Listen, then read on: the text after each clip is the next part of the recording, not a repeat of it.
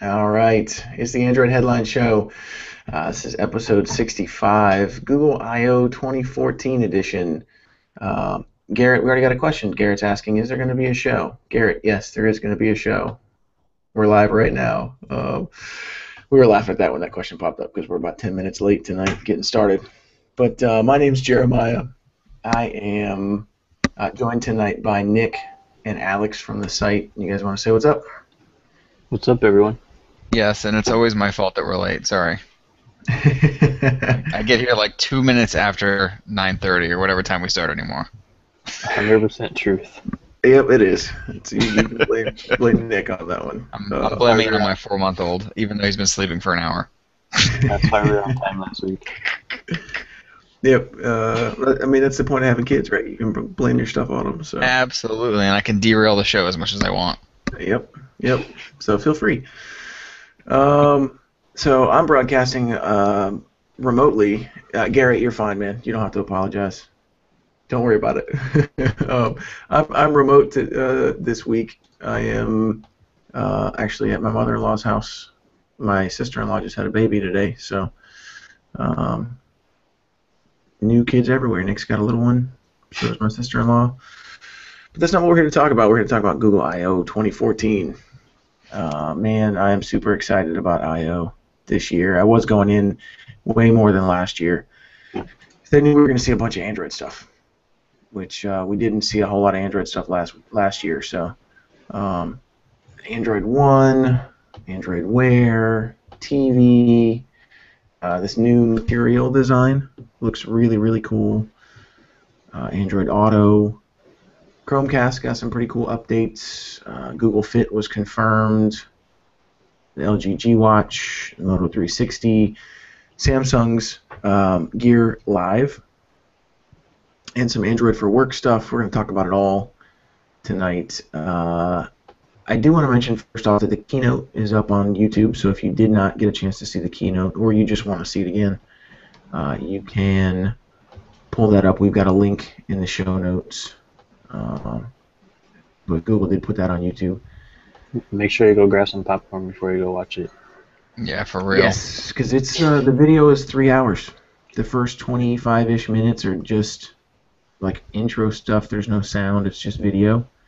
And then 2.5 hours. Actually, the video they actually posted, there's actual sound at the beginning, and the countdown thing was only like 10 seconds. Oh, that was nice.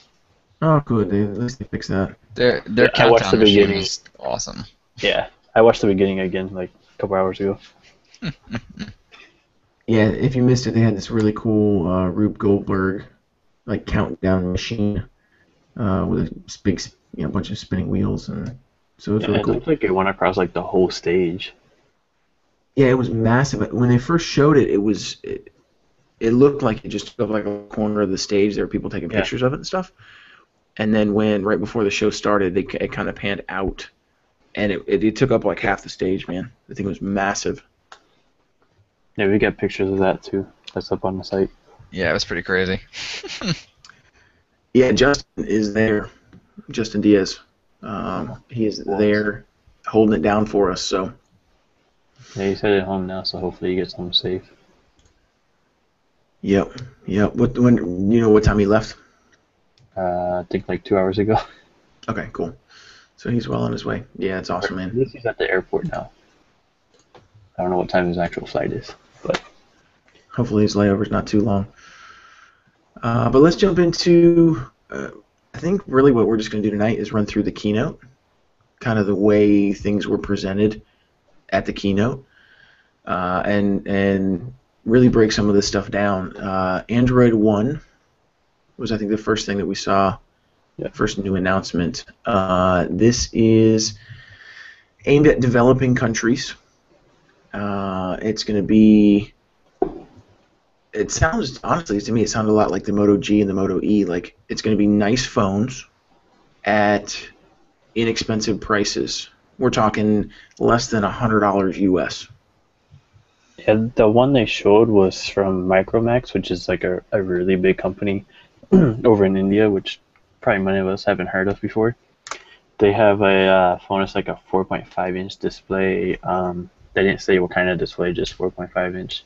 with dual SIM, FM radio, all the stuff that people over there want because dual SIM is pretty popular over in developing countries like that. And it's all under $100. And Sundar Pichai was saying he's been using it for a while and he really likes it. And that's coming from somebody that's using high-end devices before that. So, of course, that might just be him selling the program too. Probably, but I almost wonder if this is like their response to getting rid of Motorola. So now they don't have Motorola to be able to push the Moto E and the G and stuff. So now they're like, okay, well, we got to come up with something else because obviously this is an important market to get. Because all those phones have stock Android as well and get auto updates from Google Play, so that there's no, do I want this update or not? It automatically downloads. Exactly.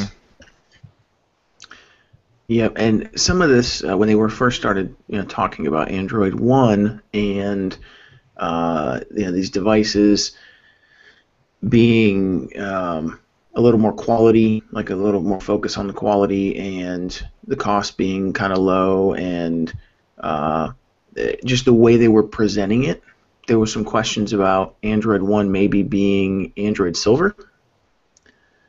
It's not. Android Silver is a completely separate program aimed at the U.S., whereas Android One is aimed at India, China, kind of developing markets. Android One is basically aimed for the next 5 billion Android users, or billion, or it's a big number, but they're trying to get to people that don't already have smartphones, basically those that are still using, like flip phones and stuff like that, which there's not that many here in the U.S. because the smartphone market is so huge here, but in other countries like India was the example that Sundar used, they're not that popular, mostly because they're pretty expensive, especially the Galaxy S5. Yep, absolutely. So this is, and they use that term again, the next billion users. So this is, this is their replacement for what Motorola was doing with the G and the E. I don't think Motorola's going to stop with that either, though. I think they'll probably be part of Android One as well, even with Lenovo, because, the Moto G was their most successful phone, so why stop doing that? Exactly. Yeah, I think they'll probably still be involved with that. Yeah, it's just Google trying to get back into it, rather since they don't have Motorola to directly do it. Yep. Yep, exactly right. So that was interesting. That immediately led into material design. Now, we heard going into this I/O that it was going to be all about design. That new design for Android and apps, and being a developers conference.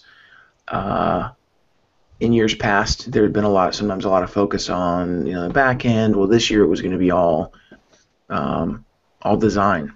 So material design was announced along with the L version or L release of Android. They didn't give us a name or a number for the next version of Android, but we already knew it was going to start with L. And so the whole keynote, they're just calling it the L release, Android L, because they didn't want to give it away. That's not what they're going to call it. It's going to have some dessert name, but they did not announce it. And a version number. Correct. So being that it's such a big makeover, we're assuming that it's going to be Android 5.0, but it's not. Yeah. It's not been confirmed yet. Now, one of the things that I heard, like conspiracy theories, was the reason why we didn't get an actual name and it's just L, is this they haven't cut a deal with any candy maker yet, like they did with Kit Kat. Yeah, I was thinking that was going to be the case too, because with Kit Kat forever we thought it was Key Lime Pie. All the leaks showed the little Android Key Lime Pie thing and all that stuff, and then all of a sudden, on the day they announced it, they're like, "Hey, guess what? It's Kit Kat." And everyone's like, "Wait a minute, is this a practical joke?" Well, that was when they put the statue up. Like, what was it, 2 months before? Yeah, almost 2 months before. It was like the beginning of September, and they announced it on Halloween. Yeah, I know, but I thought it was a joke when it first came out. I was like, "What the heck is this?" Yeah, I was in class and saw it. I was like, "Is this for real?" I was talking to Tom. He's like, "Yeah, it's for real." I was like, "I kind of like this better." Yeah, it's pretty awesome. So, I don't know. Do you guys know any? Can you think of any candies or whatever that start with L? Like name brand ones? I thought like lemon heads, but everybody's like no. So lemon head. Yeah, Laffy Taffy. Laffy Yeah, Taffy. that was another one that I heard too. So, and then Lollipop was the one that everybody was tossing around before the keynote. Yeah. But other than that, I can't think of any. I'm sure there are a couple other ones, but it's a pretty overall in the looks department. Everything is really flat and square and has kind of a 1960s like mod look. It's the same thing that we've seen with the Google Plus app design, the new dialer that rolled out with 4.4.3. And they showed off a new Gmail app as well. Did you guys see that movie Her with Joaquin Phoenix? No, but I think you've asked before. I haven't seen it, but I know what you're talking about. Everything, even if you haven't seen it, it's fine. You've at least seen, a trailer or a poster or something for it. Every material design reminded me a lot like that. Everything in that movie is really flat, really squared off, really kind of simple, and that's what material design reminds me of. The goal behind it is to bring your content into focus, have everything be really clean and really clear, and not cluttered. Google tweaked the Roboto font a little bit to make that a little more pleasing to the eye. Yeah, that seems to get tweaked almost every release since ICS. Or is it just ICS, KitKat, and then L that it got tweaked? Yeah, these three. The third time that they've kind of just played with it a little bit. This design is also going to be for everything that Google does. Smartphones, tablets. You can see it all over Android Wear with their smartwatches. All of Google's apps on the web. So this is going to be through everything. You can already kind of see it with Google Plus on the web too, but it's going to be unified throughout everything that Google does, not just Android. Yeah, and that's going to take a lot of work for Google because I think they said they have over 100 different teams that they handle their own apps and web interfaces and stuff. So yeah, and never seem to talk to each other. Yeah, it's not going to happen overnight. It's going to take some time. I bet Matthias is meeting with every one of them. I would love to just see some friggin' consistency between Google stuff. Particularly between the Android and iOS apps. I don't know, it drives me nuts that Google will release an iOS app that looks better and functions better than the Android version for like 6 months sometimes before we get anything. I mean, Hangouts on iOS has Google Voice. Yeah, Hangouts on iOS is still better in like every way. Mm-hmm. They've had Google Voice since, I think the beginning of this year? Or just after? Speaking of which, did we see a Hangouts overhaul on this? I don't think we did we? No Hangouts, no Google Voice, not a single mention of them. There wasn't any mention, but there are screenshots of Hangouts, but there's still nothing about Google Voice in there. Interesting. It's like a darker green now. It's still the green, but darker.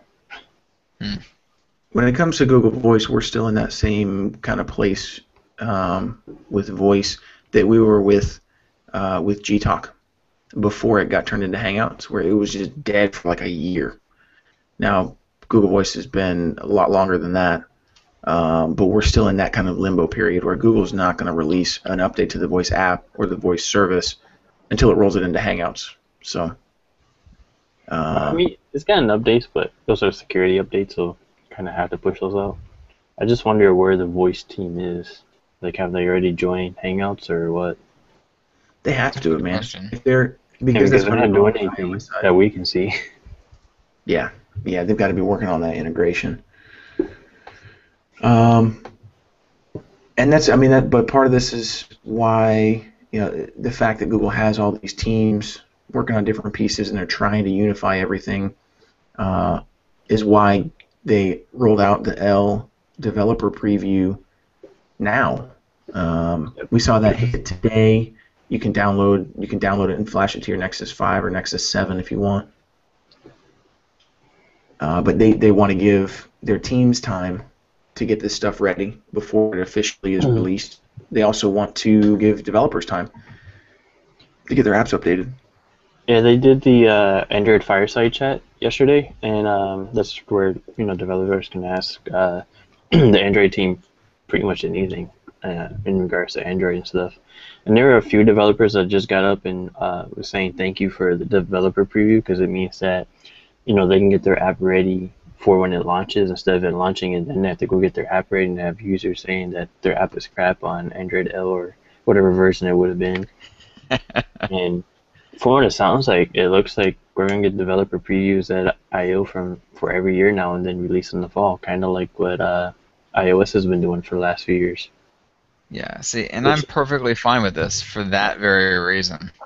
Because how many times have we seen this where they'll announce a new version, they drop it on Nexus devices, and for the next 6 to 8 months, all you hear is people whining about, why isn't this app updated? Why isn't my phone updated? Blah, blah, blah, blah. So now, hopefully, everyone has enough time to get their stuff together Well, for when it's done. There's also a couple other reasons that I like the developer preview too. Is like when KitKat came out, there were a bunch of bugs, and that's why 4.4.1 and 2 both came out pretty quickly. And 4.4.3 took a while. Same thing with 4.2. When that first came out, they forgot to add December in the calendar. So I remember that. So I'm hoping that this will help eliminate all those bugs from when stuff first releases. The other thing that I'm hoping for, I don't know if it's actually going to happen, but I'm hoping that like OEMs get the code earlier. I'm saying they're probably not getting it now because they're going by developer feedback right now. But hopefully OEMs will get it even sooner. And what would be awesome if they announce it like in October and they say it's coming to Nexus, the Google Play editions, and then like every flagship from S5, Note 4, Moto X, Moto X Plus 1, all those at the same time. That would just be so awesome. And I believe Motorola already announced that it's coming to the G and the E in the fall. So they said X and G, nothing about the E yet.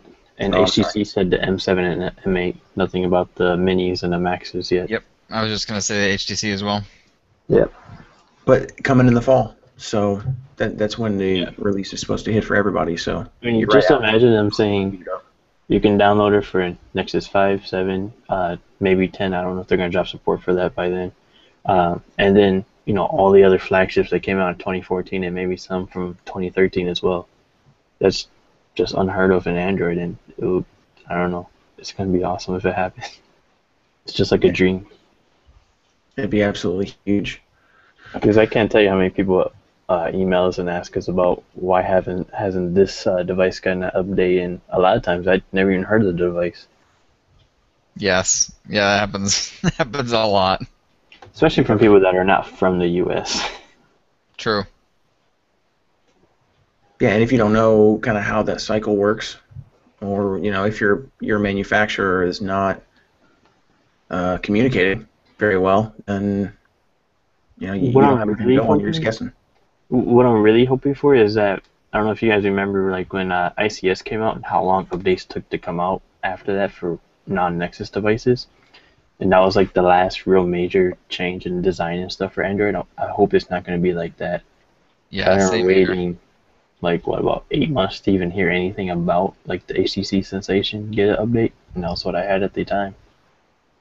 I know the Thunderbolt took over a year. But that's another story. I didn't have a phone that had actual ICS support until I got the original Galaxy Note.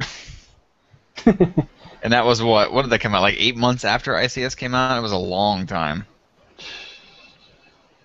I think the US one came out, like, way after that. And then we still had to wait 6 months to get ICS update. Yeah. It was bad.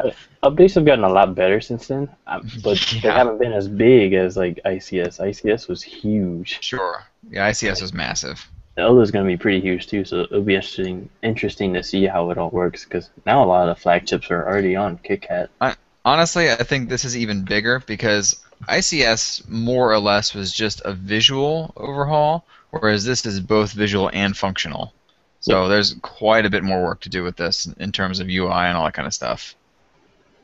Well, and on the back end too, Play Services, Google Play Services is getting an update to 5.0, and that's going to improve all kinds of stuff. There's a big focus on security. We're switching to art, so it's going 64-bit too. Yep. Hey, Exposed. Listen to that, Art. Yeah. Well, and Google's changed that a little bit, so now Art is backwards compatible with these apps that haven't updated, or Art is supposed to be backwards compatible. Yeah, we'll see what Expose does because it's more of a framework than an app, right? Yes. I don't know all the Still. technical stuff for it. Yeah, still. I mean, if it works without Expose doing anything, then I'm happy. But you're right, Nick. It's changed on so many levels that. But that's the point of Google Play Services, right? Is Absolutely. you can update all the stuff in the background, or a good piece of it anyway, to make. Google was even saying that this is their biggest update to Android ever. Mhm. Yep. 5,000 new APIs, but then again, every company says that with a new version of their operating system that they have so many hundreds or thousands of APIs. I think Apple comes out with like what 300-400 different features every year, and most of them, many of us probably won't say are features because there's so little things. Sure. But it's just a big number they can throw around. Yeah, this is Google's iOS 7 basically. It's just a total redo. And even that I was wouldn't even just a say visual iOS overhaul. 7. Yeah, because iOS 7 was just visual, no new features really at Yeah, all. iOS 7 was ice cream sandwich. It's literally just a visual refresh. This is completely different. Man, they're so outdated. But Well, at least and it's not Swift too. and Sundar had poked a little bit of fun at Apple about that with some of That the was security funny. stuff. Yeah, with some of the security stuff. But like, We've had widgets for years. yeah. Yeah, he did talk a little bit about how just the most recent version of iOS is just brought feature parity to KitKat, essentially. But that he also mentioned that 93% of all Android devices are running the most current version of Google Play services, which Yeah, when I it comes to kinda- security and that kind of thing, that's what you're looking for. So, Yeah, I was kind of thinking that number was kind of low because it's what Gingerbread and up, and I think that's about 97-98% of all Android users right now. I don't know. I just thought that 93% was kind of low. I mean, it's still pretty good, but compared to what it could be, it just seemed kind of low to me.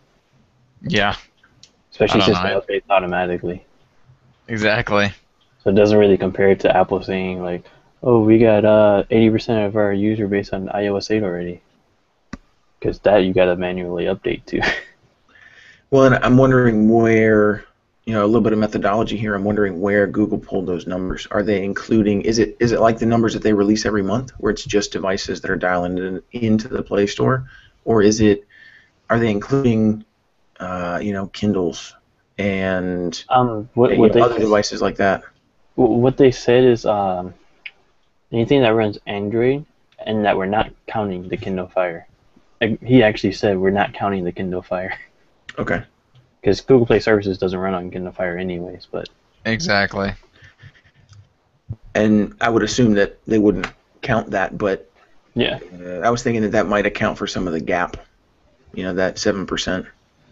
But apparently not. So, I know there's like I think 1% on like Froyo and like 0.5% on like Donut or something or Eclair. So Yeah, it's it's not weird. quite 100% that's above Gingerbread because Google Play Services is Gingerbread and up. But I mean, it's a pretty high number. I just thought it should be higher. I'm just wondering what in the world these people are doing with those old phones. Like, I can't imagine using my my old HTC G2, and that was, it launched on Froyo. These people are pre-Froyo. What the heck? yeah, super cheap devices, tablets, overseas, It's rough. So you have two G2s? I've had two G2s. Yes, that's clever. Thank you. Yep. I mean, I only had my G2 since January, and I think it's old and time to get replaced. So Garrett's got a question here. Do you think with this release it will take some of the delay out of updates from service providers? So by service providers, I'm guessing that you mean like AT&T and Verizon, and that this update was probably not going to have any effect on what wireless carriers require in their testing. Verizon is still going to take forever to test an update before they push it out to their customers. Now, it's probably going to speed up the process of these updates getting from manufacturers. So HTC, Samsung, Motorola are going to be able to push these updates out faster to their devices. Your carrier is still going to stop it if you're not on a Nexus or Google Play Edition device. They're still going to test it before they release it onto their network. So it's probably not going to take any of the delay out of that process. We've seen updates going faster. I mean, the Verizon Moto X was the first one on KitKat even before some Nexus devices were. So, but I know Google was supposed to be sending out the code to like some OEMs. I guess like their preferred partners, probably the bigger ones like Samsung, HTC, LG, Motorola, probably even Sony as well. Like ahead of the release, ahead of it hitting AOSP, so they can be a little bit of ahead with the updates because they gotta bake it in with like Samsung has to bake it in with TouchWiz and all their other features that they have in there. Same thing for LG and HTC, and Motorola really doesn't have to do that much because it's just a few extra things. Mostly that's all in the Play Store anyways. So I think it'll help a little bit. Probably won't fix it unless what I dream actually happens and everybody just releases it all on the same day in the fall. That's probably a dream. Mm-hmm. But yeah, that won't happen. We can hope. We can hope, right? It will probably help a little bit. Yeah. Yeah, but not to where we want it to be. Nah, it'll never be to where we want it to be just because it's not iOS and there's not one or two devices to support. It's just never going to happen. There's way too many devices. There's millions of devices, millions of different hardware combinations. Yep. Not only do you have to get the code, or not only do you have to go through like your manufacturer, but the company that makes the processor, they have to update their stuff too, because that's why the HTC One X wasn't getting KitKat. Yep. And honestly, I would say now more than ever, it makes sense to have a Nexus or some kind of AOSP-based device. Like the one in your hand. Yes. Yes, that's a good segue. We're gonna pause on that because we'll come back to it. Nick's got a OnePlus in his hand on his person. He's had all kinds of posts and stuff going up on the site about that. So there's one question here from Garrett I wanted to touch before we move on to other stuff. He asked, "Do you think Google will ever limit the manufacturer from skinning their devices?" I hope so, but I don't know. I don't think so. Because the biggest reason why they skin them is when you walk into a carrier store and you see like the Nexus 5 next to the Galaxy S5 and the HTC One M8, the G3, and if they're all running stock Android, they're not going to stand out. Somebody's just going to pick the one that looks the best to them, like, as far as hardware goes, and pick that. The skins set them apart, especially with Samsung with all the features they have. Yep. Well, I don't use half of them. A lot of other people do use them. And Android is open source, right? So absolutely. If Google stepped in and said you can't do this to the open source code, they'd be violating the licensing on it. So there's a legal issue there as well, and that's never been what Google's about. They're not. Android is open. Take it and use it. Amazon can fork it, and you don't even have to get Play Edition, Play Store certification to run Android on a device. They want manufacturers to build stuff that they want on it, to create something that there are users that swear by Samsung's features or swear by HTC Sense now that it's a lot better than just about anything else out there at the moment. Yeah. Sense is pretty solid now. So that kind of brand loyalty, Google's not going to get in the way of that. It's a win-win for everybody if there's competition. So I think as long as other manufacturers' devices are selling, Google probably doesn't really care, because really Android is just a gateway for you to see more ads, use more of their products, which drives more revenue, because they're still an ad company. Was it like 96% of their revenue was from ads? Yep. So that's why pretty much everything is free, because they just want you to use their services so they can serve you more ads. Yep. So, and getting in the way of manufacturers skinning their devices um, doesn't help that. Would actually hurt it. So now we have seen them step in and kind of squash Samsung a little bit. Say, hey, get back in line more with what we are doing. But they're not ever going to say stop skinning your devices or stop trying to innovate on what is there. Yeah, they're just gonna tell you to like don't replicate what we've already done, which is basically what they told Samsung. Because I don't know if you guys noticed, but in the Galaxy Tab S event a couple weeks ago, Samsung was actually promoting Google Play for like all the Galaxy gifts that they give away with their tablets and stuff. Yep. All these movies and TV shows and stuff were all available to your account in Google Play, and they're promoting that pretty hard. They even gave Google a shout out, which Google gave Samsung a shout out yesterday too. Which I Hey, thought was kind of fun. When I bought my Note 3, they gave me $50 Google Play credit. So Yep. The Tab 4 came with that $10 Google Play credit as well. yeah, they did that stuff every now and then. Doesn't seem like every major release, but more often than not now. But the interesting part was like all the movies and stuff for Google Play instead of their own hubs. Yes, yeah, they've been killing that hub, thankfully. Yep. And that's what Google told them to do. Tone it down. Stop replicating what we're doing. So, but yeah, that's a great question. What was and then next in the keynote, we moved from material design and the Android L release Android to Wear. Was it Android Wear? Yep. Right into Wear. Okay, so I got those a little bit out of order then. It was Wear, then TV, then I think Auto. Okay, and I'll tweak that in the show notes so that they're in the right order. Not a big deal, but so then we jumped into Android Wear, and this is what we knew this was coming. Super excited to see these devices, though.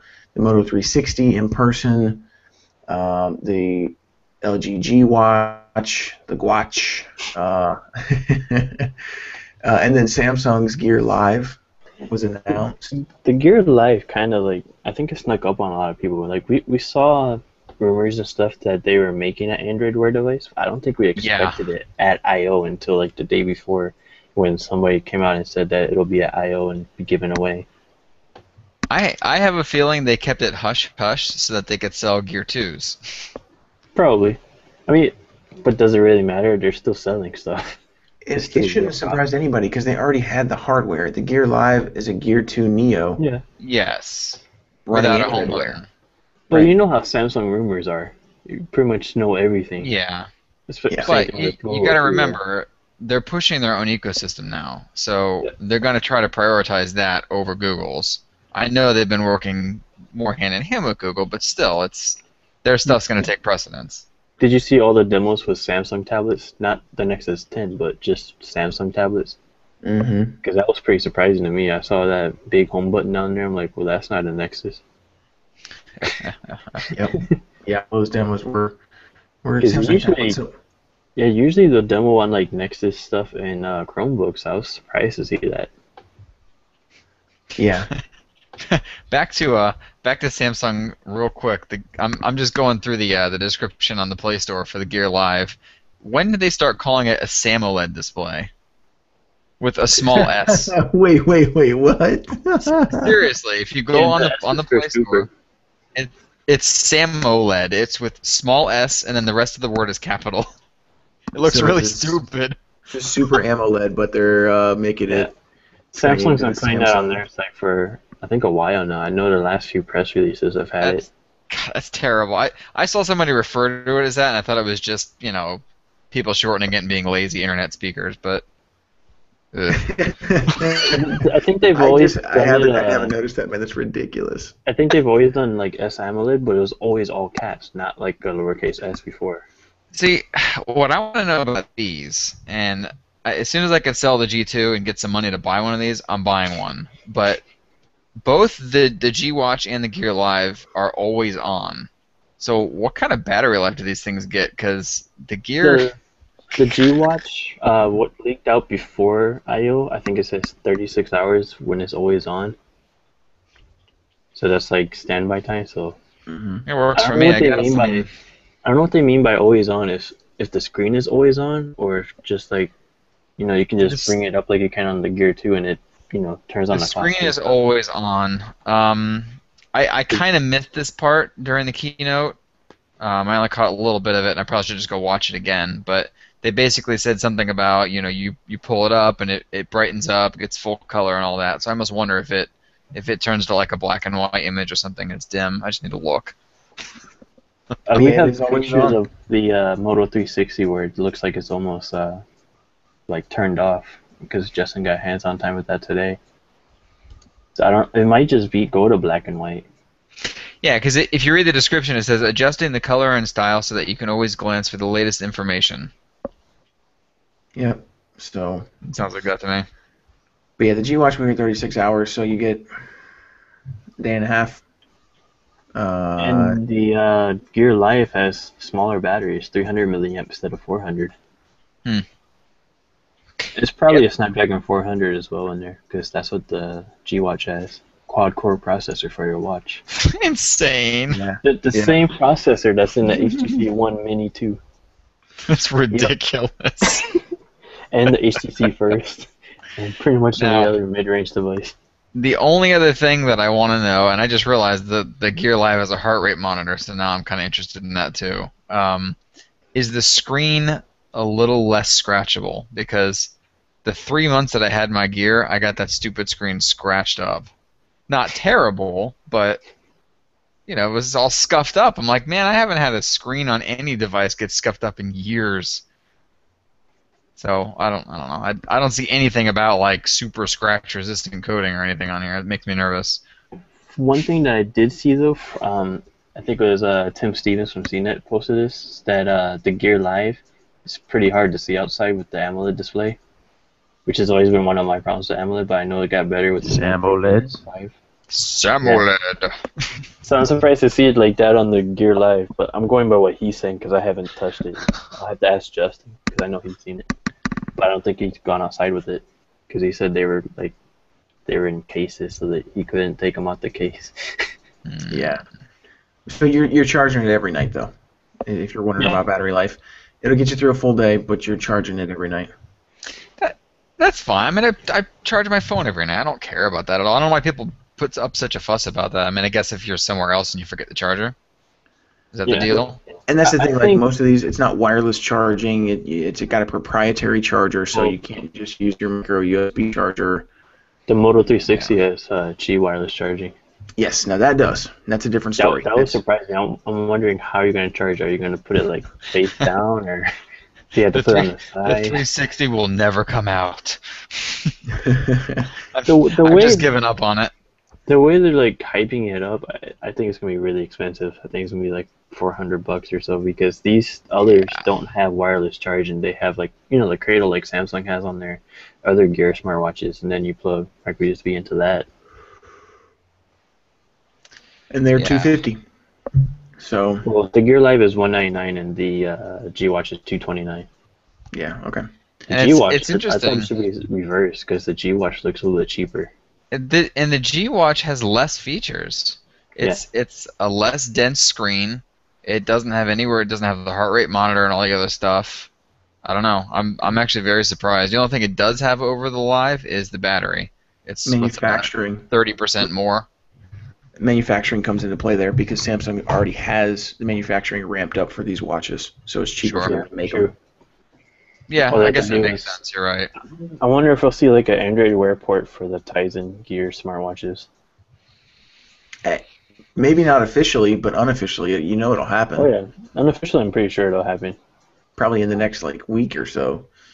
It can't be that difficult to port Android Wear over to almost identical hardware.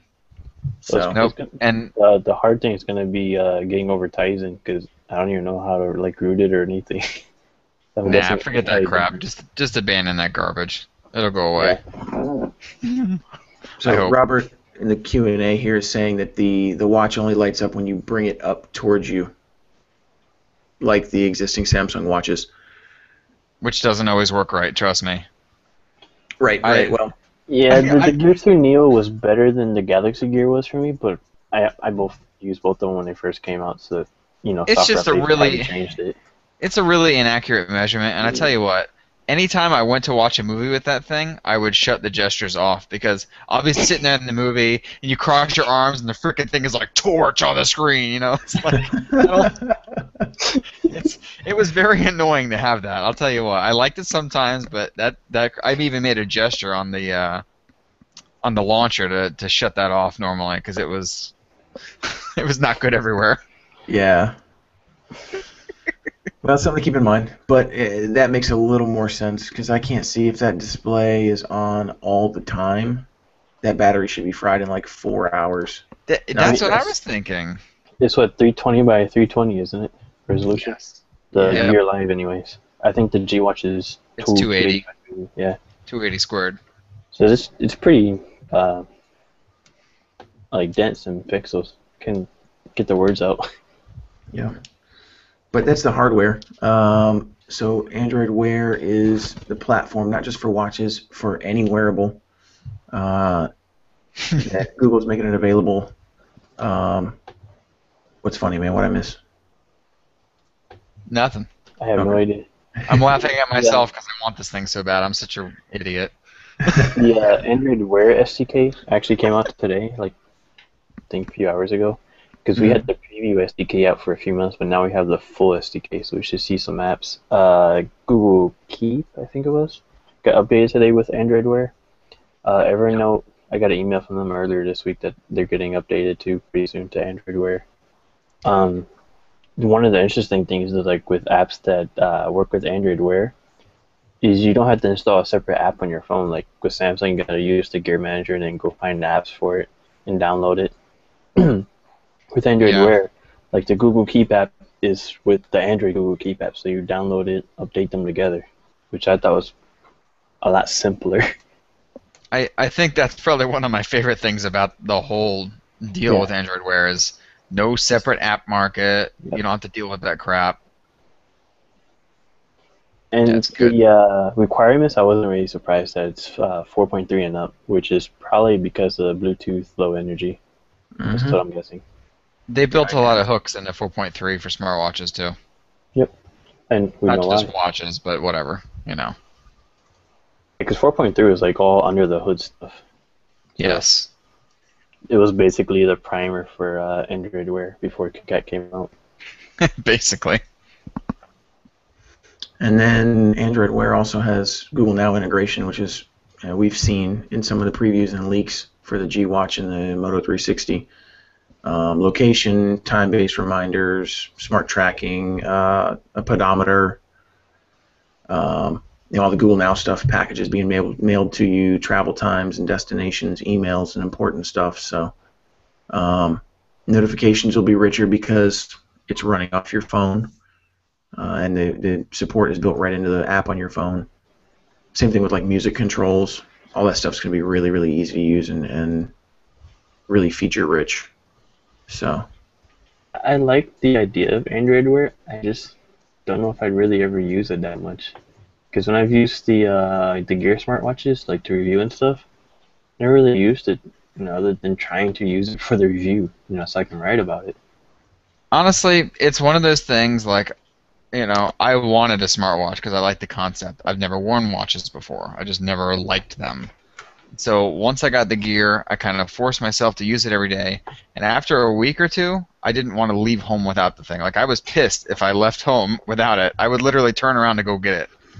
So I really, I miss it. It's not quite as feature-rich, obviously, as any of these Android Wear ones, but, man, it was nice to have. For the notifications, or why?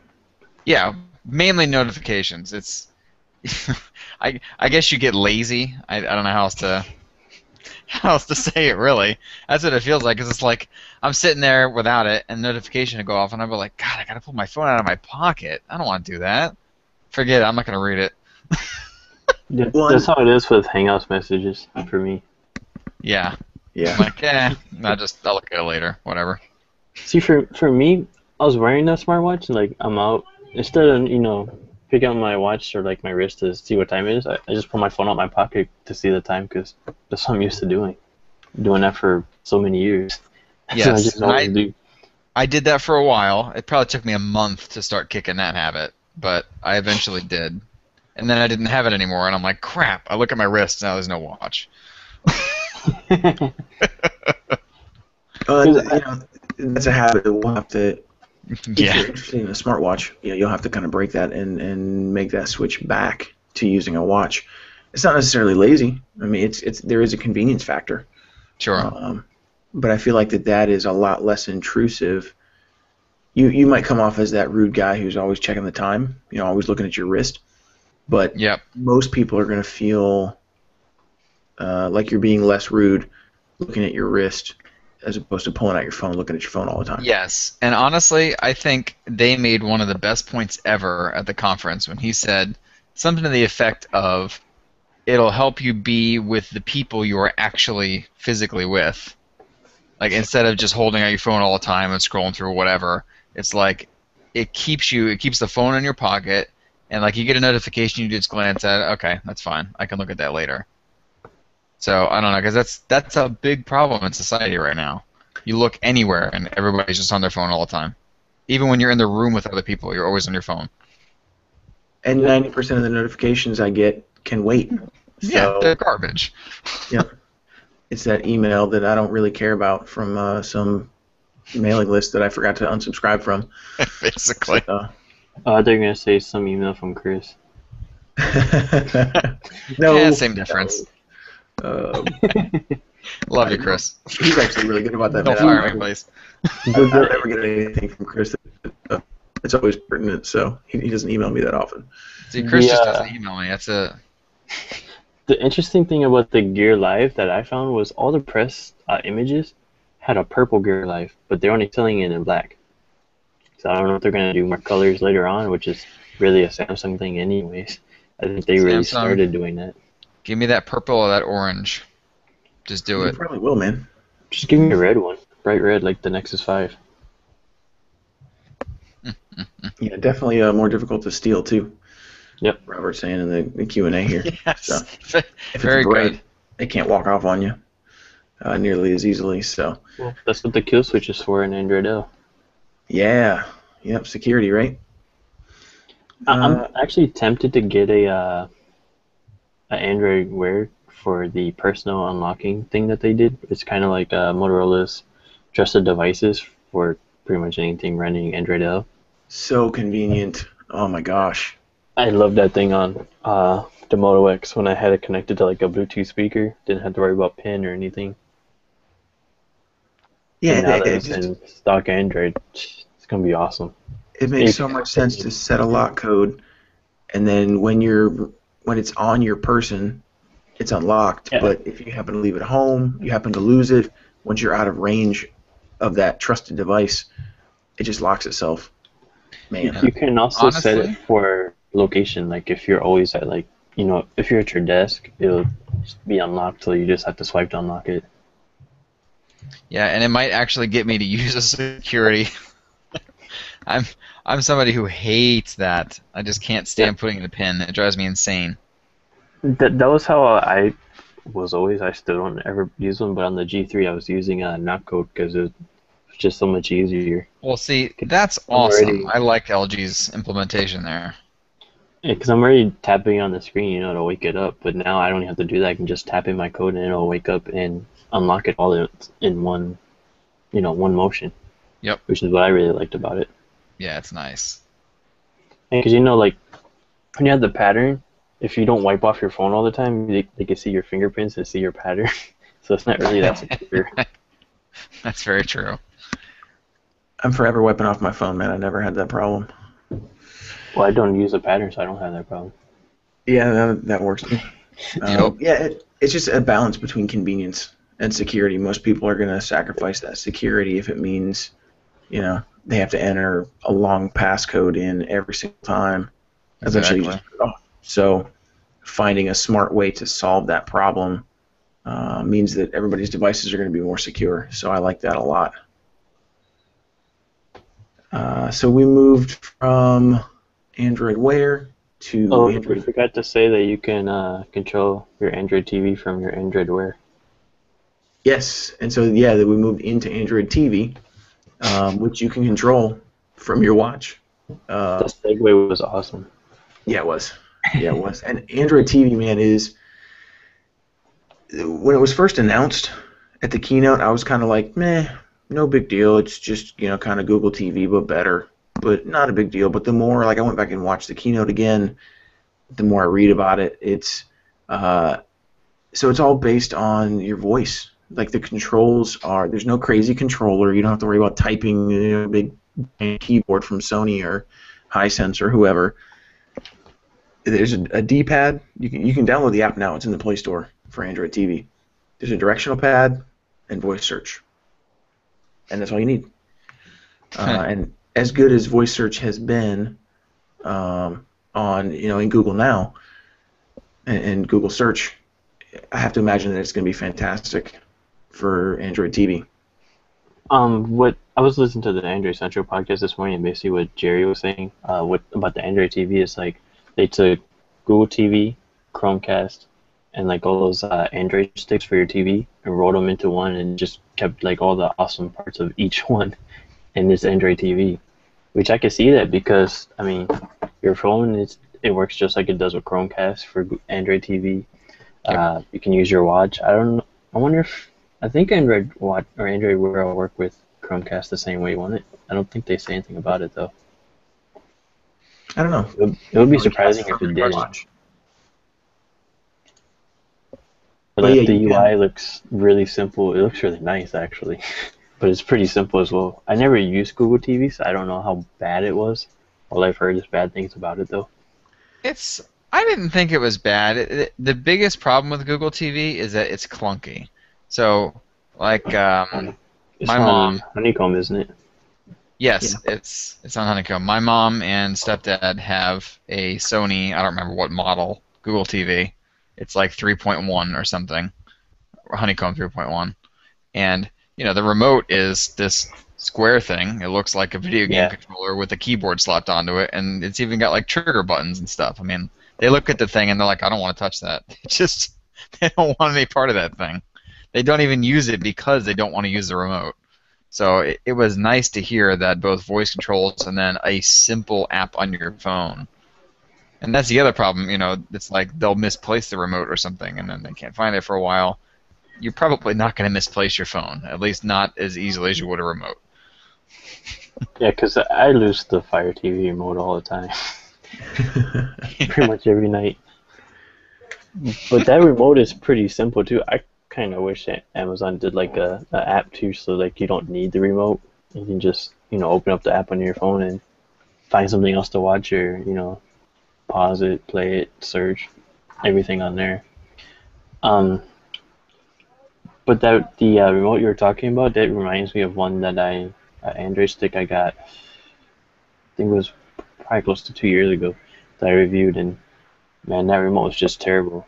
I mean, it had like a keyboard on one side with an actual trackpad, and then everything else on the other side. Like the trackpad is only big enough for like one finger, so I don't know what they're supposed to do with it. Yeah, this thing has an optical trackpad, so if you've ever used the Sony PlayStation Android phone, I can't remember what it was called now, but it's like those things, except there's only one.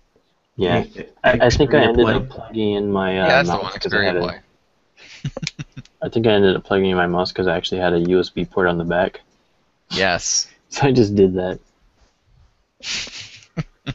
But it was so clunky and so terrible. And it was only $49 back then. So Android TV is not, though. From what we're seeing, it's not clunky. It doesn't look terrible. There's also Android TV box that was at I/O, so I'm guessing they're gonna do set-top boxes as well as having it built into TVs. They said Sony, Sharp, who else? Razer. I know Razer's doing a box, but for the TVs.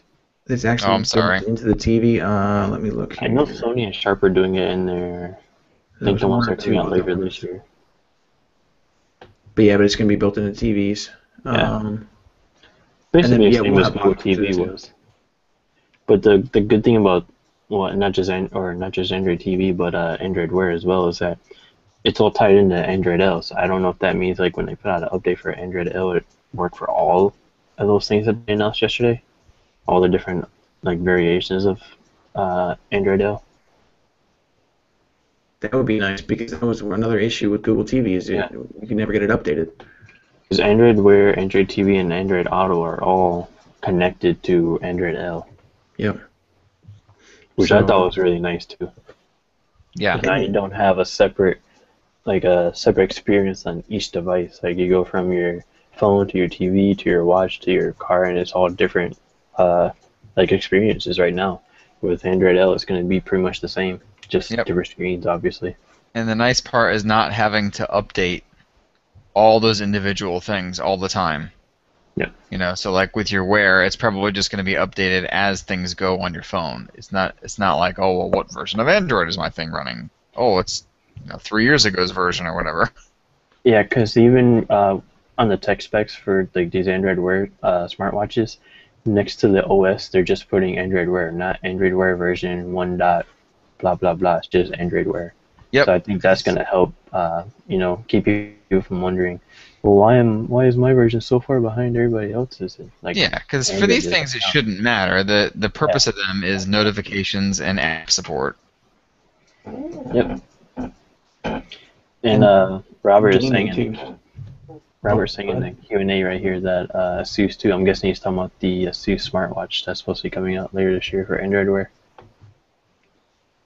Yep. Yep. I think theirs is supposed to be like a cheap one. I think a budget one is what they said. We did the post a little while ago. And that's cool. That'll work. Good At for all them, price yeah. points. Yeah, low budget Android Wear device in September. So probably IFA.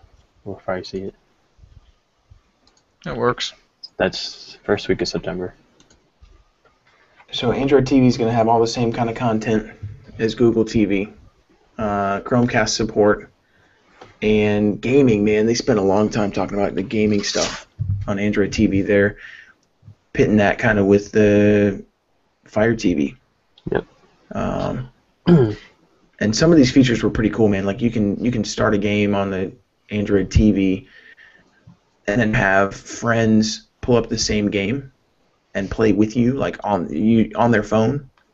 The demo they used was a guy on the couch with a tablet and the guy with a controller connected to the Android TV, and they were playing the same game, and on both devices, so you can share and play like multiplayer games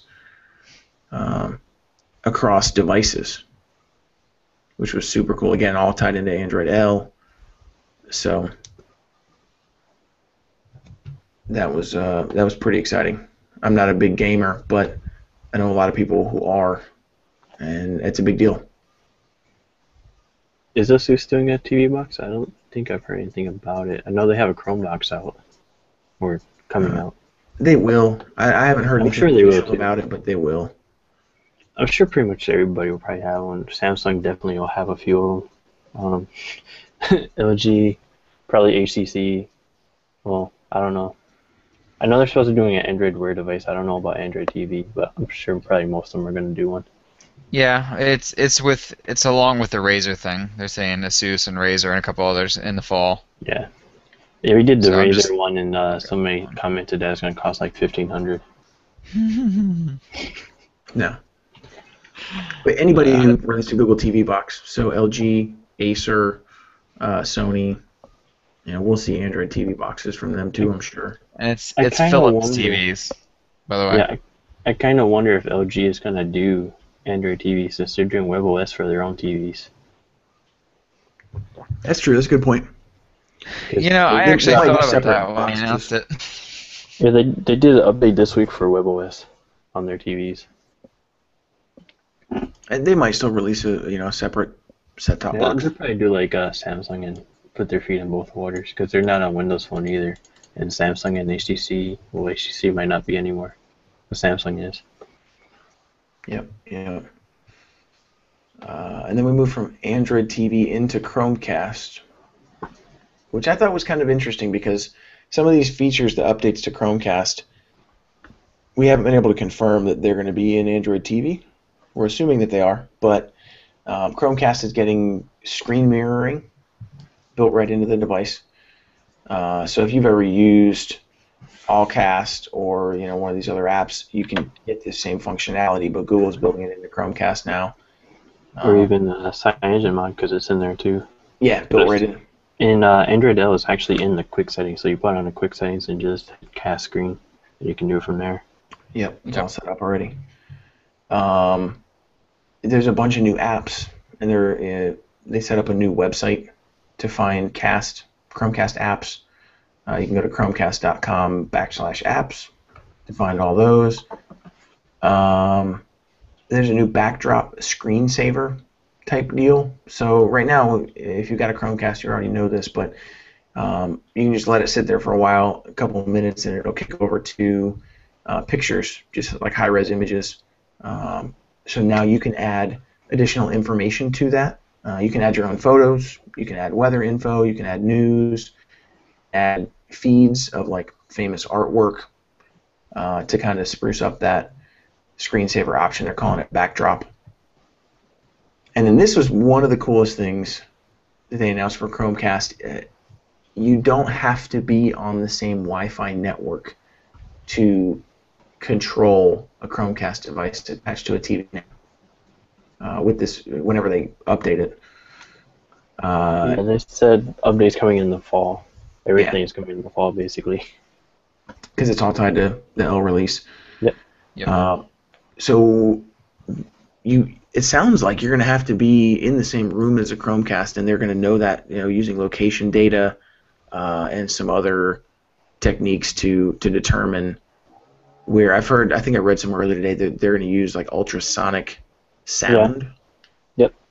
Yep. Basically, you hit the Chromecast thing and it'll search for like nearby devices. So I don't know how close you need to be with the Chromecast. I'm guessing the same room. Which, if you're not in the same room, what's the point of putting it on the TV? You're not going to see it. I know. So you can't jack your friend's Chromecast from your own house and just start messing with people, just trolling people. Yeah, I know. I do that all the time right now. Nice. When you set up the Chromecast, it makes an ad hoc network. So I'm wondering if they're going to use that too. Like maybe every now and then have it send out a signal just to kind of ping stuff in the area. Yep. Probably. And then use that ultrasonic sound to confirm that the device is in the same room. Yep. But now you don't have to give out your Wi-Fi password to your friends if you want them to use your Chromecast. It just shows up. Like the demo that they used, they weren't connected to the same network. The phone was on the cellular network. The Chromecast was on the Wi-Fi there at the conference. And they pulled up an app, and the Chromecast icon was there. So nothing extra you have to do. It just works. So I'm just wondering how that's going to impact like data usage on LTE and 3G and stuff like that. I'm sure it'll hit it because you're sending and receiving information. Because I know when I'm Chromecasting like from my phone on Wi-Fi, it doesn't really use that much data. Like at least my phone doesn't show it. So I wonder how it's going to work when it's going from LTE to Wi-Fi. Probably not much, because the point of the Chromecast is you're not actually sending any data from your phone to the Chromecast, other than maybe just a link and control playback. Yeah, that's what I'm wondering. I guess except for screen mirroring now, but yeah, it'll be interesting to see how that works, if it's compatible with the CyanogenMod 1 and all the stuff that they've been doing recently. I'm guessing sure CyanogenMod will update theirs to work better. Oh yeah, I'm sure they'll update it to the official support. The screen mirroring will probably have to be on the same Wi-Fi network too. I would imagine that feature. Yeah. It's not going to work. Because I figured that why you had to be on the same Wi-Fi network for Chromecast was for data usage. They don't want people streaming from their phone to Chromecast on LTE because they'll blow through their data caps real quickly. So I guess I was wrong. But for the screen mirroring, that would be a good point, because you are actually pushing that from your device. So it's not just a call. I wonder how many people are going to use screen mirroring. I mean, because other than to show something off real quick, like pictures and stuff, I don't know what I'd use it for. It's not that useful, I don't think, but it's cool to have. It's just one of those features like, hey, I got this, and you don't. Yeah, like I think my brother-in-law has used the screen mirroring on his Apple TV once, and it was just because we were being silly. There was no other reason for it at all. It wasn't actually useful. Yeah, and I've used it for, again, with family. Just showing off pictures or video, Yeah. throwing stuff up real quick. But yeah. Um, so then that was Android TV and Chromecast. We moved from there to Android Auto. Yep. And this was actually really simple. There wasn't a whole lot to it, but it's Android in your car. They It partnered was with, awesome. yeah, it was fantastic, man. They partnered with 40. Yeah. Pretty much all the big car makers. I gotta look at it again. Was like GM, Ford, Hyundai. Um, Pretty much everyone. They even got like LG and Nvidia and stuff like people like those on board. I think Nvidia's gonna do the processors, I guess, because I know Nvidia was talking about with the K1, the Tigger K1, that they were gonna be looking at cars and stuff like that instead of just phones and tablets, which is probably because they don't do well in those lately. But yeah, high-end cars too. Bentley, Maserati. So yeah, everybody is joining on with this. It's a hands-free interface, obviously, because you're driving. It's all voice activated, completely voice controlled. You can write or compose text messages. You can change songs on Google Play Music. Use Google Maps to navigate. There's a bunch of other apps that already support it, mostly like music stuff, Pandora, Songs, Pocket Cast, Yeah, MLB. Pandora, Stitcher, TuneIn Radio, Pocket Cast, pretty much all of the music and radio apps that are out there already support it somehow. Mm-hmm. I don't know if that was Google like getting them ready for I/O so they could show it off, or they just did something in the back end so they all worked without the app developers doing anything for it. Yeah, I'm sure that there was some planning behind that. Yeah. To make sure it was ready, but they were going to roll out Android Auto SDK, and yeah, like you said, Alex, NVIDIA is supplying all the chips. So Yep. I'm not sure what LG is gonna do though, because they're a partner. Don't know what they're doing. Maybe they're doing the displays, Yeah, it could be the actual hardware display. because they actually do their own displays. They're coming at what 2015 cars, I think. So probably I know Volvo and I think Audi are showing off their own Android Auto, like stuff at the is it the Tokyo one that's this fall? One of those auto shows this fall. So I'm pretty sure when it comes to Detroit in January, like right after CES, I'll see a bunch of that when I go there. Yeah, oh, absolutely. So that's exciting, man. I can't wait to see what they do with this. And it looks just like Android Auto does on your phone, which is even better because you don't have to learn a whole new UI. Because a lot of the like the OSs that car makers use for their in-dash stuff, it's all clunky and so weird and stuff. Yeah, it's terrible. Like I know in my work truck I have a GMC. It's like a 2013 or 2014, and it's got like a dash with a touchscreen. And it kind of reminds me of an old Android interface. It's got like a home and a back button and a menu button, but God, it's so hard to find anything. Like I look at the thing and try to adjust treble or something, and I have no idea where it is. Like I'm driving, I don't want to mess with this crap. Right, and that's the thing. You're driving, so you don't want to have to mess with that crap. Exactly. And that's why it needs to be simple and mostly voice activated, so you can just say navigate to blah blah blah, which I'm pretty sure it does work on there. I haven't actually looked at Justin's video of the demo that he had with it. It should, it should. With the That'd be like the number one feature that is needed for it. I'm sure. Well, it's an extension of your phone, just like Android Wear is, so I don't see any reason why it wouldn't. That's why it's all tied into Android L. Yep. Yeah. So it's if your phone does it, it can. Yep. That's probably it. I know there's a few car makers. I know Volvo is one of them that are going to offer both CarPlay and Android TV or Android Auto. So you're going to have Android or iOS depending on which one you want, which phone you have. Which is nice. So I don't know if they're both going to be pre-installed or you choose when you buy a new car or what. They'll separate it. You'll have iOS cars on one side of the lot and Android cars on the other. God help us. And the ones on iOS will be like 10 times more. expensive. Right. Um, Premium surcharge. yep. And then the ones with Android Auto will drive themselves. They will. Self-driving cars, which is another thing to add to, Hangouts and Google Plus and Google Voice Glass.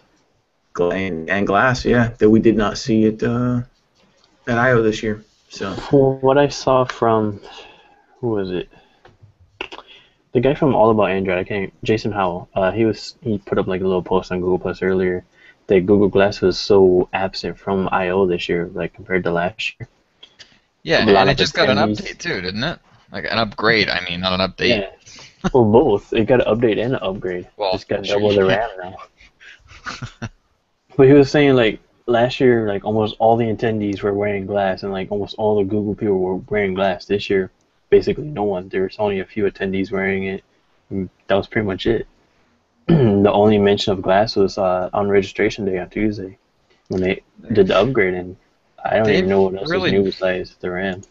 Yeah, they really dropped the ball with it. I don't know, man. I mean, it was so exciting 2 years ago, and it's just been forever and forever and forever that they're taking. I don't know. It's like, I don't know. You guys aren't much of gamers, but it was like Watch Dogs was for me. They unveiled that thing like 2.5 years ago, and then it came out like last month, and nobody cares about it anymore.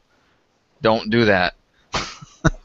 Well, it's like for what products. NVIDIA did with the Shield last year. They announced it at CES. Everybody was so excited for it, and then you heard nothing until like June or July, and they're like, "Oh, we're gonna put it out in like 3 weeks, so you can pre-order it tomorrow." Yeah. And nothing, nobody even cared. Well, part of that was the price, but just the hype died. They announced it way too early. why do you guys think that is with Glass? Why do you think that? I've got my opinion on it, but why do you think that it's kind of fizzled, or seems to have fizzled a little bit? It seems to me like there's more legal issues with it than anything. I Yeah, don't know if that's what you're thinking too, but I mean, think of how many stupid stories we've seen about some congressman or senator doing this, and some idiot in a bar getting arrested because he has, glass and all this stuff. I don't know. It's just there's been so much garbage press and all that about it, and then again with the legal stuff, you have problems with people getting freaked out that they're getting recorded all the time, and who knows what. I think Glass was kind of like the Dell Streak before its time, but it was still a good thing, like a good product. I still think Glass is still kind of ahead of its time. I just see like super geeky people like us buying Glass, especially where it's $1,500. Yeah. Well, I've seen it being adopted for like, police officers and like surgeons and things like that, and maybe that's more of where the market is for that kind of product. I know a few basketball games they had like the coaches and I think a couple players wearing Glass, which I don't think they'd want to wear Glass while they're playing. Yeah, But I can the imagine coaches would be that. pretty cool because you could like bird's eye view of everything going on. Hear him Exactly. coaching his team and everything. That video was pretty cool. That came out I think it was late last year. I think it might have been on the Miami Heat. I forget what team it was. It was quite a while ago. But they had a video of like the coach wearing Glass during the whole game, and it was pretty amazing.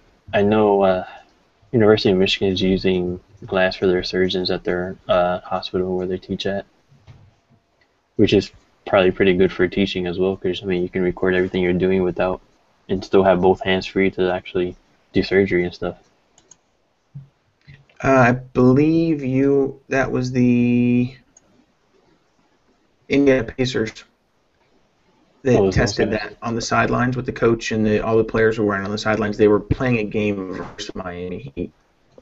I was But close. yes, yeah, you were. But I knew it was a long time ago, so I can't Yeah, remember what happened on Monday. So Yeah, no, it was like back in March, I think. But Nick, to your point, the legal issues. I think all of this stems from it's like a social thing. Like it's not socially acceptable to wear this in public. People think it's too geeky. People think that being scared of these security issues is just a lack of understanding. They don't understand what Google Glass is or what it does. If you did, you would understand that you can't record for more than a couple of minutes. Like there are there's other spy equipment that I could use that you would never know you're being video recorded for hours. if that's really what I wanted to do. That's not what Glass is for. Yeah, it's So, ignorance of the tech, I'm sure. yes, so it's a lot of social stuff. But having Glass not appear at I/O this year, I don't think is a big deal. It was not the focus of what Google is wanting to do right now. The big things at Google for right now were Android Wear, Android TV, Android Auto. That's what we saw, and the next version of Android with Material Design and L release and everything. That's what they're focused on. They've got a lot of other moving pieces. We didn't see Project Aura. We did today at some of the developer stuff. They actually had a live unit that they tried to get to boot up, and it just boot looped. They couldn't actually get it to fully power on. That's an awesome demo. Yeah, it was great because they wanted it to work so badly, but they just couldn't get it to power on. But we didn't see that at the keynote at all. That's not the focus of. That's not what this I/O was about. Last year's I/O was about Google Plus and Chrome, right? Last year was basically about all their services, like other than Android, outside of Android. Because last year, I think the only Android stuff was Google Play and Google Play services. Because we didn't get a new version last year. This year's about convergence. It's about unity. We didn't even mention this, and we'll get into this a little bit too with some of this Google Drive and the Google for Work, Android for Work stuff. There was a lot of like cross-platform stuff with Chrome. So Chrome OS is going to be able to, if developers build this capability into their apps, Android apps are going to be able to run on Chromebooks now in Chrome OS. But again, that was the focus this year at I/O. So not seeing Google Plus, not seeing Google Glass, it doesn't mean those things are going away. It just means that that's not what Google wanted to talk about at I/O this year. Plain and simple, that's all there is to it. And it was interesting for me to see how they went directly after a bunch of features. I don't know if this is just coincidence or what, but I remember at Apple's conference the other week, one of the biggest things I heard that people loved was that you could pick up the phone and make text messages and all that stuff from your Mac. And Google did the same thing with the Chromebooks. You can do all that stuff from a Chromebook with your Android phone. Yes. Yeah, which is cool. It's great. Not available now. It's coming again in the fall. Well, you could technically already do that with Google Voice, but that's only in the US anyway. Yes. Right. Yeah, but this is built into the OS natively is the point. The difference, I think, between what we saw at WWDC with Apple stuff and what we saw at I/O with Chrome actually works in Apple's favor in this case, and it because of the power of MacBooks versus what Chromebooks offer. Sure. There's a lot more people that have MacBooks. That is still a more cohesive ecosystem. I'm not saying it's better, but it is more cohesive. So, but it's the same kind of thing. And I don't. We're not seeing Google copy Apple here any more than we saw Apple copy Google with some of the stuff they announced at WWDC. It's something that both of these companies know that consumers want, and so yeah, exactly. Google's converging everything. We talked about it last year before I/O when Sundar Pichai first took over the Android team, and he was over Chrome OS and he was over Android, and we're going to see them completely converge, and there's a lot of moving pieces. We couldn't see that happen right away, but we're starting to, and that was part of it. So pretty cool stuff there. The Android for Work, I don't want to get too far into it because it's there's a lot of like enterprise stuff that they're focusing on to get. They actually pulled some stuff from Samsung Knox. Yeah, and they gave Samsung a shout out for all the work they've done with Knox. Yep. But there's a portion of Google and some teams there that are really making a push into the enterprise space. Which I think is really needed, especially with BlackBerry not doing any bit of a turnaround right now. Because I think that's a big reason why BlackBerry still has customers is their enterprise stuff. And that's why I think that's really why Samsung started going for their like Knox and all the other enterprise stuff they're doing. So Google needed to do it, not for them, like for Android as a whole, not for just Samsung devices, but for all Android devices. Yeah, And even absolutely. Chromebooks too, because Drive at Work is part of Enterprise too. Yes, and this was they smashed the crap out of the pricing for cloud storage. So basically, Drive for Work is now $10 a month per user for unlimited With storage. unlimited storage is what really got me. Yep. Unlimited. So So can I Dropbox. can I create a Octo, fake company and just get unlimited Drive for $10 a month, please? well, I think no, I'm gonna do this. you pay I for the think Google I App think I need to Service. talk to Chris because our AH emails their Google Apps accounts. Yeah, Chris, hook me up. Come on. $10. Not that I really need the storage because everything in there is mostly Google Docs, which don't count against your quota anyways. Right. I just Hey, need if I could get that photo back up. Yeah, That's what I you need. could actually use. And then after that, at the keynote, um, we kind of got off into some like developer stuff, which they typically do at the end of the keynote. But we did get a mention of Google Fit, which we heard rumored before I/O started, just in the weeks leading up to it, that Google was working on kind of a aggregated fitness platform, not just an app, but an entire fitness service, and that's what Google Fit is. So all your fitness information, any kind of goals you want to put in, your current weight or your current habits, and it's got the pedometer for your daily step count. Can all be stored and accessed easily. It's going to be cross-platform and work with other devices like the Nike Fuel Band. So Google is making this available and open for anybody that really wants to make use of it with their hardware. Other companies that want to take advantage of it. That's all stored in the cloud. So they're going to build another platform. So we're going to see like Google Play Games that has its own kind of space, its own platform now for gaming. Google Fit's going to be Google's fitness platform. And it's all tied into Google Play Services too, which shouldn't be a surprise. No, everything is these days. I mean, that was the point. Yep. So, but yeah, pretty exciting stuff. Whether or not you're into fitness, it's going to be a broad platform, and there's a lot of money in it. There's a lot of people that spend a lot of time thinking about their fitness and helping other people get fit. So, and that was pretty much it. They talked, some more like behind the scenes code stuff at the keynote. Yeah, that was the boring part for us.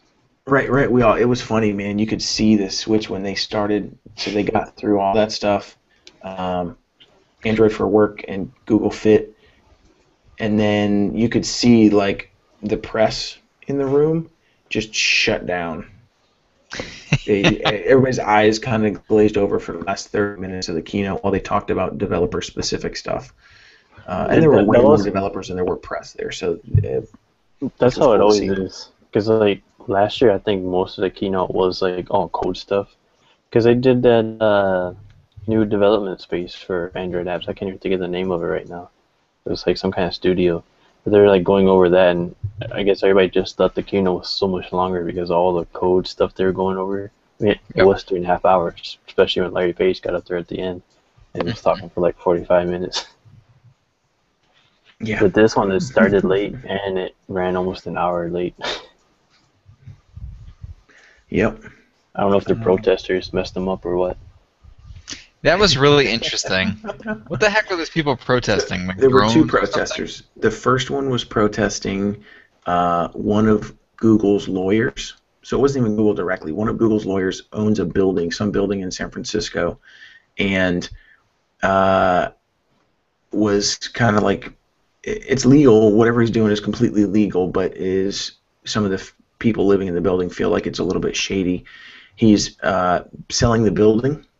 And the way he's going about doing that, he can legally evict them. So he's kicking them out of their homes to sell the building. Which, it's... What's that? Well, I mean, everything's legal, but it doesn't have that part didn't have anything to do with Google. It was this woman who lives in the building who somebody donated her an I/O ticket, And so she was protesting Wow. that this lawyer guess- was doing shady stuff. That's Like, she quite a had, like, length. a T-shirt about protest something. I didn't get to read the whole thing, but I'm just, You- it was funny. You know what she should have done? Is she should have gotten the Rent is Too Damn High guy on there. That would have done it. Right. Absolutely. Instead of just yelling, you could have got him to stand up. I remember during the keynote, I'm sitting there watching it. My wife is like, "What is that noise?" And I'm sitting here like, "I don't know. We have yelling. music on one of our phones or something." Like we're looking around and we figure out after a while it was a protester. I'm like, "Well, that was Yeah. effective." Yeah, Didn't even the hear second him. one during like the code part, like he was heckling that guy for a long time. For like He was 10 yelling about robots because I guess Google, was it Broadcom? Not Broadcom. What's the Boston Dynamic, the robot company that used to have Yes, a the bunch of scary government dog contracts. things. Yes. Now, since then, Boston Dynamics has canceled all of their government contract work. They're not doing any of that, building anything for, defense or any military weapons or anything like that anymore. But that's what he was yelling about. You are building robots that kill people. Like basically yelling about Skynet. So The first Yes. processor, though, I liked what was it Dave Burke? I don't remember his first name. I know his last name is Burke, but he was saying because he was going over Project Volta, which we kind of forgot to talk about. But he's Oh, like, yeah. they have enough battery to get through a protest. That line was just yeah, it was Oh, epic. that's good. you want to talk about that real quick, Alex, before we wrap up? Yeah, we can talk about that real quick. Basically, from what I know, because I haven't actually used Android L, just going by from what I've been told, is Terminator, thanks, Alex. they've Thanks, Nick. changed the screen for battery stats so that you can see the awake locks more easier now instead of like rooting like you had to before to find out what's keeping your device awake. It also shows you like how much time until it's fully charged, how much time before it's fully empty. Battery predictor, I think is what they're calling it, or something like that. There's also battery saver finally, so you can set it to be on all the time, or you can set it to be on when it's like 15, 20, 25% battery left. It'll pretty much do everything Samsung, HTC, LG, all their battery savers do. Turn off auto sync, turn off Wi-Fi and Bluetooth if you're not using it, stuff like that. It'll also underclock the processor, so it's not running at full speed when it wakes up for a notification or something. I think that was about it for the non-technical stuff. Most of the non-technical stuff, or the technical stuff, I didn't really understand that much, but it's mostly with graphics and the CPUs and stuff. That's in the back end. So Project Volt is basically for battery life what Project Butter was for performance. Yep. It's I really hope it improves battery life on Nexus devices, because after that report earlier, I really want a Nexus device this year. Yeah. If it's anything like how successful Project Butter was, this will be sweet. Yep. Yeah, I'm not going to hold my breath for that much of an improvement, but anything is better than nothing. For those I missed it earlier, there was a report that came out, I think like an hour or two before we went on air, that the Nexus program is not dying. Reed, right, Rub, they spoke with Burke before they left I.O. this week, and basically he said Nexus is not going away. They're too invested in it, and Android Silver is not something they want to comment right now. So basically, we know two things. One, Android Silver is confirmed, pretty much, and Nexus is staying around. Which I don't know why anybody thought it was going away. I mean, that's what they use to show off new versions of Android on, except for this year. Well, they showed Android on it, but they just didn't show, like, some of the other stuff they showed off, they showed on Samsung tablets. So those are right about no Nexus 6. Don't worry anymore. No, it's not. The project isn't. The program's not going anywhere. So. Yeah, it may not be named Android Silver once it actually comes out next year. That's what they're still saying is beginning next year those phones will come out. But that concept is confirmed, basically. So that was most of what we got from I/O. I'm sure there's stuff we missed, but man, that was the big there important was a stuff. lot. Especially compared to last year, there was a lot. Yeah, particularly the Android L stuff was a lot to take in. There was Yeah. a Well, 'cause ridiculous everything is amount of stuff in Android there. L. Yeah. Yeah. So, What instead of doing what's new in your Android world, man, we'll wrap it up with this tonight. What was the most exciting thing for you at I/O this year? I'd say the new design in Android L. Yeah, Because that new now, design is sweet. now I'm excited that I'm getting a AOSP device again. Yeah. Yeah. I know that's why Nick's excited. He has the OnePlus One. Yeah, exactly. I I've see for always me. liked how stock Android looked, but I've had like 3 Nexus in a row, so that's why I went with the G2. That and the battery life wasn't good enough for me. But now I'm kind of missing stock Android, so that's why I got picked up a OnePlus One that'll be here next week to play with. Oh yes. Yeah, I don't know. For me, it's hard to pick between Android L and Android Wear, because I've started liking these wearables so much now because of what I was saying earlier. But I don't know. The redesign of Android L is just so good. Like it's all the stuff that I wanted it to be and more. Like they knocked everything out of the park. And I this was is coming really from impressed. the guy that didn't like the icons when they leaked out. Yes, I hated them when they leaked out. And then I got used to it, and I think what it was looking at those icons on the current design is weird. It just doesn't fit. So now that it's all in a cohesive design, it actually looks good. But how dare you doubt Matthias? I mean, he's never steered us wrong. He did do gingerbread. When it comes to design, man, he never has. And I'm in the same boat. I love the new design. I can't wait to get my hands on it, and we're gonna have, we'll get some walkthroughs of the L release. I think Tom's got a Nexus 5, so maybe we can talk him into loading that up and getting some video and doing some walkthroughs for us on that. He wasn't able to get it to boot. Yeah. It took him like all day just to get back to 4.4.4 because it just wouldn't boot. I don't know what it did to it. This sounds like my G2 thing. Mm-hmm. We tried to get Chris to do it on his Nexus 7, but he hasn't flashed up for so long that he wasn't really much help. He said he couldn't get it to work afraid of either. it. Well, he said it was a no-go for him too, so. And I don't have a Nexus 5 or a Nexus 7, so. Yeah. I don't know. And then the watches, man. The Moto 360 is that out of anything that we saw hardware-wise, that's getting so much hype. Everybody's talking about how amazing the Moto 360 is. Justin with that hands-on, man, we got to get that up because it's huge. So I'm really excited about that too. But man, good Yeah, the times. Moto 360, that's what everybody's talking about. I think it was Android Place. They did a poll. I think it was yesterday they put it out. No, it wasn't Android Police. It was Android Central. Basically, they asked if you bought a G Watch or a Samsung Gear Live, or if you're waiting for the 360, or if you haven't decided yet.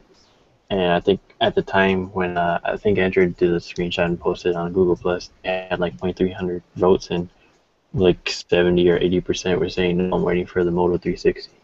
Yeah, everybody's waiting for that 360. So Yeah. As long as it's not too expensive, I think they'll sell pretty well. Even if it is too expensive, they'll probably sell it pretty well. yeah, it was a good It's year, like man. the Pebble It was a good Steel year for all I/O. over again.